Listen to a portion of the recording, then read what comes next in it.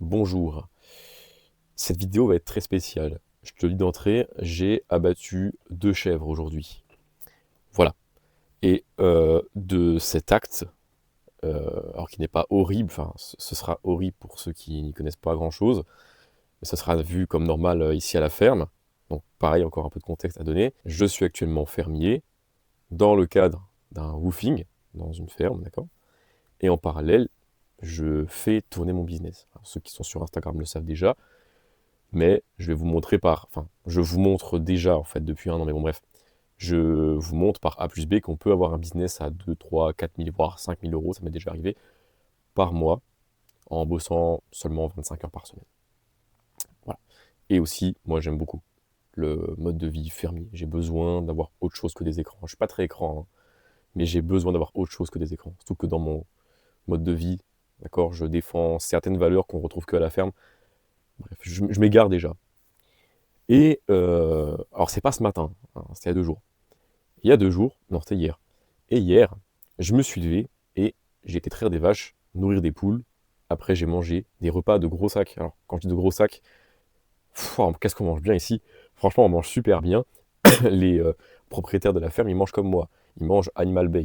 Juste, ils sont pas très productifs, mais j'ai été dévaliser une ferme près de là où je suis. Ne pose pas de questions, tu ne sauras pas où je suis. Mais voilà, j'ai pu me faire des repas de monstres, donc t'inquiète pas, ça y va, ça y va. Et pourquoi je dis ça déjà? C'est bon. Et donc, repas de monstres, puis l'après-midi, on a été chercher des chèvres, 2, et on les a tuées, abattues, pour les manger, hein, évidemment. Je vais te dire pourquoi ce mec me raconte ça, et bah, j'y viens, hein, attention. Je vais te dire en fait ce que ça m'a appris. Je vais tenter déjà de t'imiter un peu, pour ceux qui ne connaîtraient pas trop comment ça marche. Euh, Comment ça se déroule pour euh, ramener l'animal chez toi, parce que oui, c'était abattage dans le garage, hein, on n'est pas dans un laboratoire de transfo, je sais pas quoi. Non, c'est tout à l'ancienne. Comment ça s'est passé et qu'est-ce qu'on fait? Donc déjà, tu chopes la chèvre avec une corde. Ouais, un peu comme les cow-boys. Ouais. Et là, boum, par le cou, parce qu'il faut l'amener quelque part. Bon, dans le garage, en l'occurrence. Donc d'abord dans une camionnette, bon, hop, jusqu'au garage, le garage de la ferme hein, qui est là. Puis la chèvre, donc, elle est déposée ici. Il faut arriver au garage, et la chèvre avec son nœud autour du cou, il faut descendre à un crochet suspendu. Alors c'est un peu équipé quand même. Un crochet suspendu en hauteur, avec une manette réglable en plus. Parfait. Et donc tu vas lui attacher la patte gauche, arrière gauche, en l'air. Et donc la chèvre, elle est suspendue par la patte arrière gauche. À quoi ça sert de faire ça? La chèvre, quand elle est à l'envers, comme ça, tête à l'envers, le sang lui monte à la tête, et donc ça l'anesthésie en fait. Voilà. C'est comme pour toi d'ailleurs. Quand tu as la tête à l'envers, le sang il monte dans ton cerveau et ça te, ça te fait t'endormir. Enfin, tu es étourdi. Et puis surtout que pour l'étape suivante, c'est hop, une saignée. On va chercher le terme, une saignée. Au-dessus d'un seau. Donc, voilà, ça envoie la patate. Une fois que c'est fait, pourquoi j'écris tout ça? Tu vas voir pourquoi. Boum, saignée. Une fois que c'est vidé, là c'est dépeçage, atelier dépeçage. Donc on redescend la chèvre qui en théorie ne pisse plus le sang. Et avec un couteau bien aiguisé, tu vas couper autour des pattes. Après tu vas presque pas l'éplucher, mais en fait c'est un peu long quand même. Tu vas découper la peau, arracher toute la peau. Hop, on retire la peau. Une fois que c'est fait, là tu coupes la tête. Voilà, décapitation, direct. Alors je tousse beaucoup, pourquoi? Parce qu'il y a beaucoup de poussière ici. Et il y a aussi des moisissures dans la ferme. Petit problème. Et hop, on coupe la tête, on coupe les pattes. Ensuite, on les ventre, on retire tous les organes à la main, comme ça, enfin au couteau et à la main. On garde le foie, on garde le cœur. Le foie était très très bon à la manger ce midi. Et après, on détaille la viande. Voilà. Et quand tu as le gigot, etc., dans une bassine à côté, là, ce sera donc la fermière qui va désosser tout ça et préparer des bons petits repas avec. Donc là, tu vas me dire pourquoi ce mec il s'est entêté à me décrire tout le process de comment il a abattu la chèvre et détaillé ça en petits morceaux. Car sur le trajet, parce que les chèvres sont pas sur le lieu là de la ferme, elles sont dans un endroit à côté. Sur le trajet pour les ramener jusqu'à ce garage qui est là, j'ai fait une sorte de prière pour les chèvres. Alors, pour ceux qui ont l'habitude d'abattre des animaux, c'est possible, peut-être que ça vous fera rire. Dans ce cas, je serais ravi d'être l'objet de votre rire du soir. Magnifique. Mais pour ceux qui n'ont pas l'habitude, ou qui ne l'ont jamais fait, bah, peut-être que par réflexe, vous le ferez aussi. Et donc, j'avais les 2 chefs comme ça, avec la corde, et je les regarde, et je leur dis, alors je leur dis pas, vous irez au paradis des chèvres, ça c'est nul ça, c'est nul. En fait, c'est marrant parce que en ce moment, je suis en train de relire certains auteurs gréco-romains. Grâce à un pote à moi, bonjour, qui passe ici, il reste secret, donc il n'y aura pas son prénom. J'ai relu un peu de Sénèque, mais j'ai redécouvert Sénèque grâce à lui. Et là, je me refais Marc Aurèle. Alors, c'est beaucoup plus simple, d'accord. Marc Aurèle, c'est beaucoup plus abordable, je trouve. Et j'en suis à une partie où il parle de la mort, justement. Étrange. Et dans cette... alors, c'est plusieurs livres compilés ensemble, avec plusieurs textes, bref. Et donc, dans ce petit texte, Marc Aurèle le dit, enfin, en tout cas, c'est sa façon à lui de voir la chose. Sénèque pense la mort d'une manière, ouais, et Marc Aurèle d'une autre manière. Et il dit que, bah, pour lui, la mort, c'est un truc cool. En fait, c'est le cycle de la vie. Tout être qui est vivant doit forcément mourir un jour. Et la mort n'est pas quelque chose qui ne sert à rien. En fait, la mort n'est pas une fin en soi. Et ce qui est drôle, en fait, c'est que c'est, de manière inconsciente, je pense, exactement ce que j'ai dit aux chèvres. Encore, alors là, tu vas te dire encore une fois, putain, quel est le lien entre les chèvres, Marc Aurèle, la mort et le business? J'y viens, l'oiseau. Je dis donc aux chèvres, mesdames, bon, vous savez que vous allez mourir. Les chèvres, enfin, les êtres vivants, ils savent un petit peu quand ils vont se faire zigouiller, ils le savent. Donc elles le savaient. Dans leur regard, ça transpirait un peu de la peur quand même. Il y a de quoi, hein, quand même. Parce que dans 20 minutes, t'es en train de te faire saigner dans un garage. En plus, il y a un agneau pas loin. Alors, le pauvre, s'il avait vu la scène entière, il aurait été traumatisé, je pense. Et agneau très mignon, hein, ceci dit. Hein. Photo. Voilà. Les métalunettes sont vraiment rentabilisées. Hein. Là, petite photo, petite vidéo et tout. En POV, c'est magnifique. D'ailleurs, je pensais faire des vlogs avec. C'est un petit peu chiant au niveau organisation. Donc, je préfère faire des petits plans comme ça en POV de temps en temps pour illustrer. Et donc, les chefs, je leur parle. Et je leur dis, en gros, hein, je te fais un résumé. Vous savez, les chèvres, votre mort n'est pas vaine. En fait, votre mort, c'est même la naissance de quelque chose de nouveau, pour certains. Hein, les êtres vivants qui vont vous manger, en fait. Entre autres. Tu nais poussière, tu redeviens poussière. Mais la poussière que tu deviens, d'accord, elle servira de substrat pour d'autres personnes, pour d'autres êtres vivants. Et en fait, en fait, ta vie et ta mort, ce n'est pas le début, la fin de quelque chose. Tu es toi-même un engrenage dans la machine qu'est la vie. Moi, je crois pas en Dieu, je crois en Dame Nature. Okay, c'est mon guide spirituel. Et j'ai toujours été étonné à quel point la nature, en fait, était une grande équation mathématique avec des dizaines, des centaines, des milliers de milliards de variables. Et la nature a réussi ce miracle, selon moi, avant que l'Homo sapiens ne fasse n'importe quoi avec, de faire tendre cette équation à l'équilibre. Magnifique. Ce qui veut donc dire que si la nature te fait naître, mais te fait mourir, plus ou moins brièvement, eh bien, c'est qu'il y a toujours un but à ça. Dame Nature ne se trompe jamais dans ce qu'elle fait. Jamais. Et à chaque fois que tu essayes d'aller à l'encontre de cette dernière, eh bien, il y a une couille. Il y a tout le temps une couille. Tout le temps. Ça, on en reparlera, je pense, dans une autre vidéo d'ailleurs. Et tout le temps, je dis ça, et à chaque fois, j'oublie, mais peut-être que cette fois, j'oublierai pas. Va à l'encontre de la nature, et il t'arrivera tout le temps des emmerdes. Vraiment tout le temps. Ce sera toujours une contrainte. Alors que si tu suis la voie naturelle, il n'y a pas de contrainte. Et donc, pourquoi je dis ça? J'ai une terrible mémoire à court terme.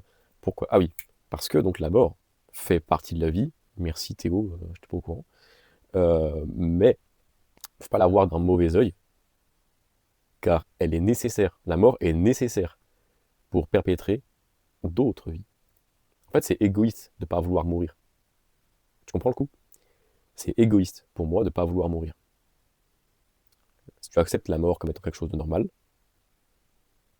tu acceptes de jouer au jeu de la vie. Et donc tu acceptes ton rôle de pièce de puzzle ou ton rôle d'engrenage dans la machinerie, la grande machinerie qu'est la vie. Et donc les chèvres, je leur explique ça, tu vois. Alors tu vas me dire, putain, mais il est vraiment con ce mec en train d'expliquer sa théorie à 2 balles à 2 chèvres. La scène, elle est irréelle. Ce serait comme parler de physique quantique à des poules. Le truc, il comprend absolument rien. Alors, oui, ici, factuellement, la chèvre ne parle pas l'humain. Donc, je m'écris avec des mots français, je parle pas à la chèvre. D'accord? Donc, oui, elles ont rien compris à ce que j'ai raconté. Elles n'ont rien bité du tout de ce que je leur ai dit. Cependant, crois-moi ou non, mais après avoir raconté ça au chef, ça a duré 3 minutes. Hein. Donc là, j'ai fait un résumé qui est plus long que... Bon, bref. Je suis une vraie pipelette, d'accord. Après avoir raconté mon charabia là pendant 3 minutes aux chèvres, comme quoi la mort, c'était cool, machin. Enfin, c'est pas cool la mort, mais c'est pas quelque chose à dénier. Ça fait partie intégrante des choses d'ailleurs. Voilà. Même toi, être humain, tu vas mourir un jour. Et il ne faut surtout pas, selon moi, chercher à repousser cette date butoir. La présence de la mort qui renforce le goût de la vie. Sans mort, la vie, elle n'a pas de saveur. Parce qu'il n'y a pas de... C'est pas qu'il n'y a pas de fin, en fait, mais c'est qu'il n'y a pas d'enjeu. Il faut qu'il y ait un enjeu pour que tu mettes de l'intention dans ce que tu fais.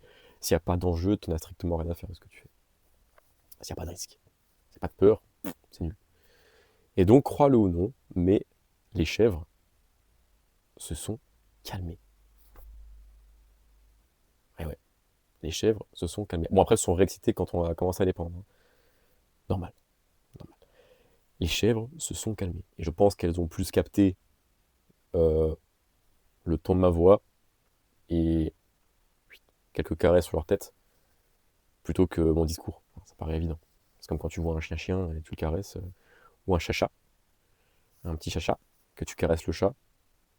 Il parle pas l'humain, le chat. Mais tout comme toi, tu arrives à percevoir un chien énervé, il parle pas l'humain, le chien. Mais comme il sort les dents et qu'il fait que d'aboyer partout, tu sais qu'il va te casser la gueule. Pourtant, tu parles pas le chien. Voilà, c'est pareil. Avoir une voix basse et caresser la bête en lui parlant lentement, ça doit suffire apparemment à lui faire capter que ça va. Ça va. C'est comme ça qu'on parle au chien en général. Faut pas gueuler sur son chien. Pauvre bête. Non, non. Et donc, tu vas me dire, pourquoi je te raconte tout ça? Marc Aurèle, les chèvres. Pourquoi? Enfin, on voit que le discours en arrière-plan, c'est qu'il faut accepter la mort telle qu'elle est, comme étant partie intégrante de la vie, nanana, nanana. Magnifique, mais quel est le rapport avec le business? Ou en tout cas, entreprendre des choses dans sa vie. Eh bien, je remarque quand même, alors j'ai côtoyé beaucoup de gens, hein. Ça fait plus de enfin, ça va faire 1 an et 1 mois et demi, je pense, que je suis nomade.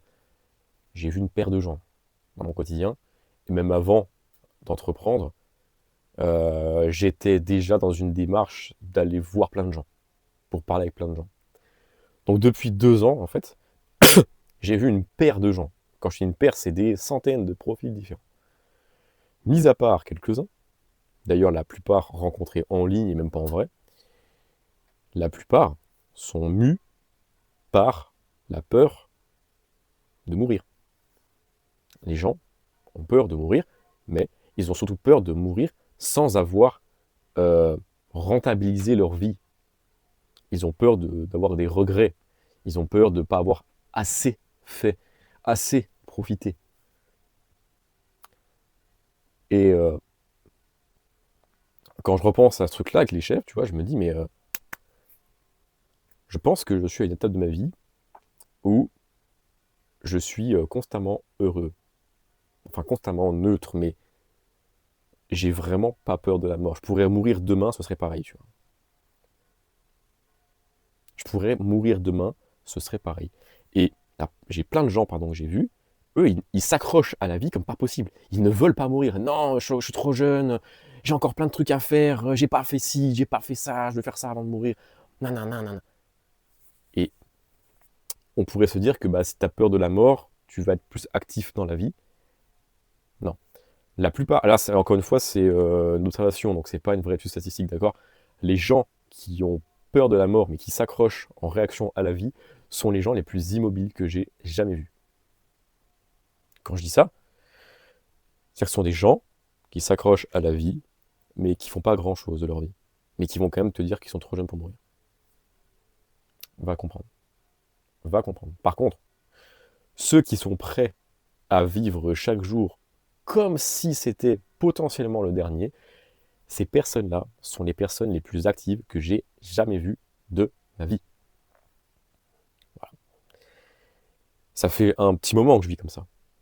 Vrai, mais depuis que j'ai égorgé 2 chèvres, et oui, Il n'y a pas de trigger warning, je sais pas quoi, c'est bon, on n'est pas sur les réseaux sociaux là. Enfin, si, on est sur YouTube, mais on n'est pas sur les réseaux à la con, hein. Euh, Depuis que j'ai égorgé 2 chèvres, moi, de mes mains, donné la mort, et que j'ai fait ce discours moralisateur un peu à 2 balles, hein. C'est un peu de la philo de comptoir, hein.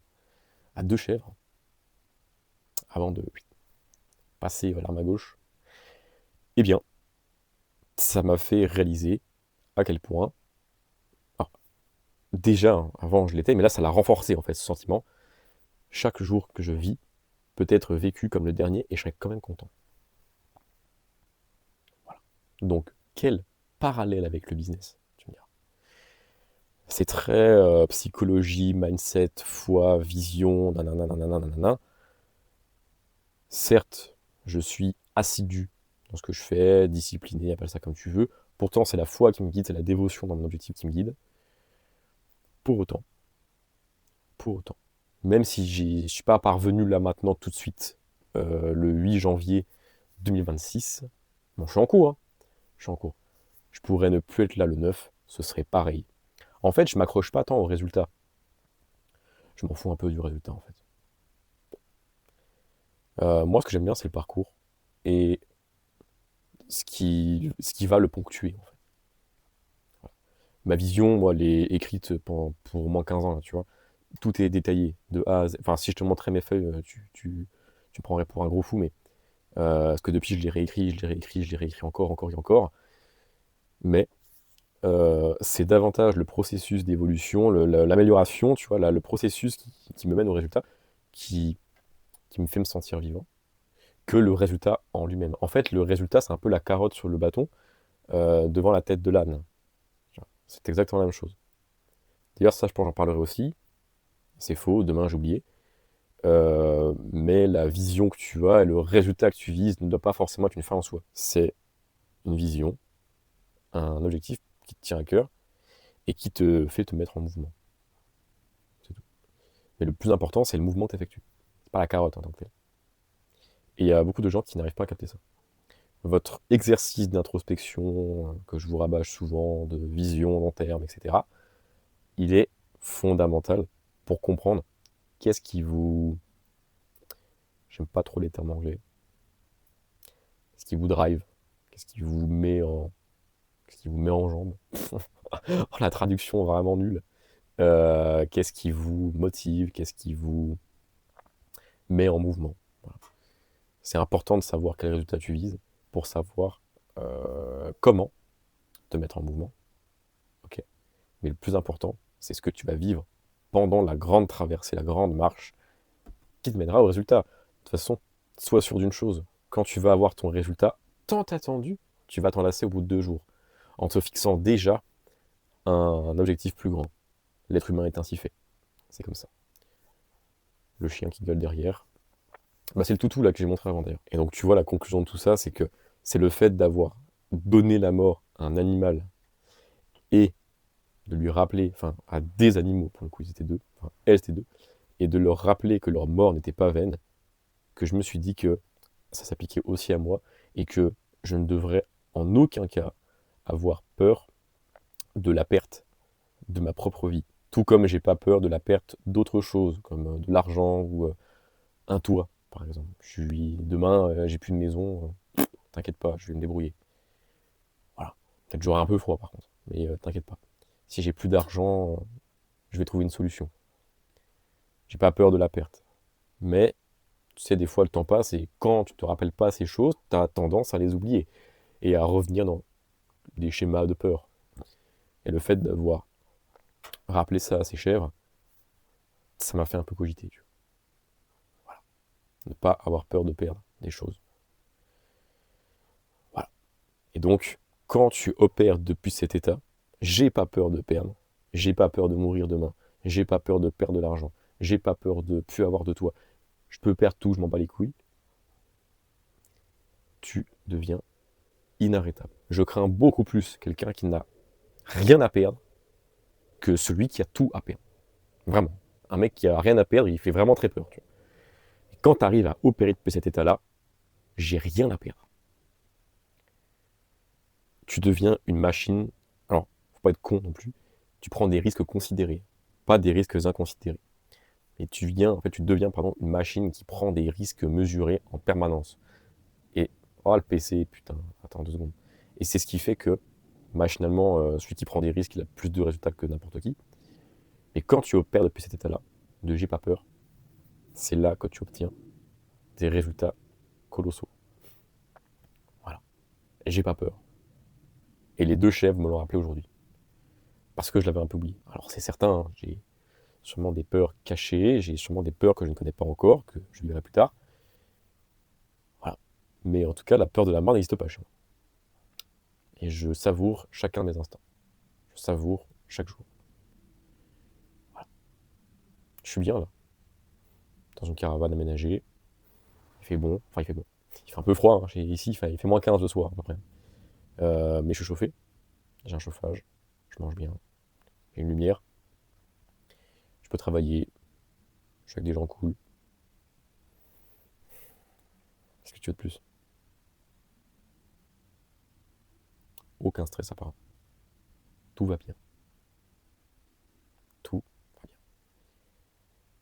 Et quand t'as pas peur du risque, et ben même quand tu prends un risque et que ça mène à une situation qui est inconfortable, tu vas un peu stresser, avoir peur, mais de manière très brève, tu vas rapidement retrouver un état d'équilibre dans lequel tu vas te dire, bah, tu vois, c'était pas si fou que ça. Tu vois le risque que t'as pris, c'était pas si dingue que ça, finalement. C'est de l'appréhension, ça s'arrête là. C'était pas si fou que ça.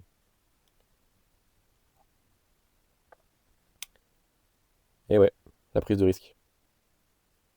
C'est ce qui me fait entreprendre en fait, la prise de risque.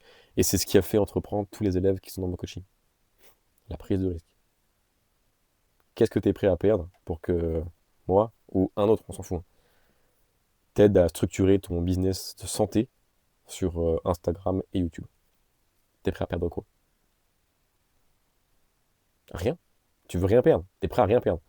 Tu peux rien perdre. Tu es prêt à rien sacrifier. Bah écoute, tant pis. Mais celui qui est prêt à prendre le risque, bien joué. Bien joué. Bonne démarche. Tu vas réussir. Il n'y a que les gens qui prennent des risques qui réussissent. Ceux qui restent comme ça dans leur confort, à rien foutre, on sait comment ils terminent. Voilà, bon, pas très positif la fin. Ah, grosse ambiance chez Théo. Là, il est quelle heure là? 5h, non, non, non, 7h03. Je vais peut-être tourner notre vidéo. J'en sais rien. Bref, à la prochaine, on se retrouve dans une prochaine vidéo. Ce sera la vidéo numéro 2. Ciao mec.